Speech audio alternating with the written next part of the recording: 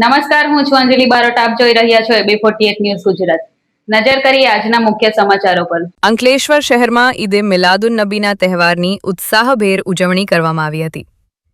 અંકલેશ્વરમાં પૈગંબર સાહેબના જન્મદિવસ નિમિત્તે વિવિધ મસ્જિદોમાં મોહમ્મદ સાહેબની શાનમાં સલાતો સલામ પેશ કરવામાં આવ્યા હતા.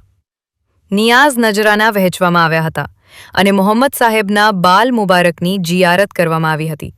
જ્યારે ઈદે મિલાદનું જુલુસ અંકલેશ્વર શહેર જશ્ને ઈદે મિલાદુન નબી કમિટીના નેજા હેઠળ કસબાતીવાડ ખાતેના જમાતખાના પાસેથી હઝરત મોહમ્મદ સાહેબના સાલ મુબારક સાથે દુરૂદો સલામ પડતા પડતા નીકળ્યું હતું અને હઝરત હલીમ શાહ દાતાર ભંડારીની દરગાહ શરીફ ખાતે બાલ મુબારકની જિયારત કરાવી જુલુસનું સમાપન કરવામાં આવ્યું હતું.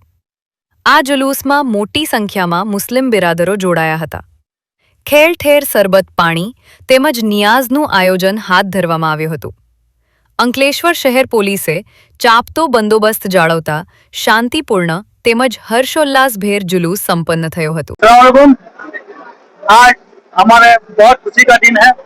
हमारे नबी सल्लल्लाहु और आखिरी नबी और हमारे नाना जान की आमद का दिन है. ये ईद का दिन है.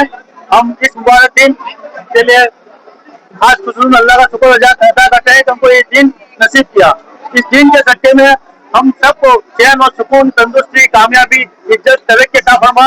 हमारे घरों में चैन और सुकून अता फरमा. हम सबको नबी सल्लल्लाहु ने बताए रास्ते पे चलने की तौफीक अता फरमा और हमारे हिंदुस्तान में चैन, सुकून, शांति, एकता, भाईचारे का आज हम इंशाल्लाह उससे मैसेज देते हैं और हमारे नबी सल्लल्लाहु ने बताए रास्ते पे चलने की हम सबको हिदायत मिले, यही दिली दुआ है. अस्सलाम वालेकुम. AB48 ન્યૂઝ ગુજરાત સાથે ધર્મેશ રાણા, અંકલેશ્વર.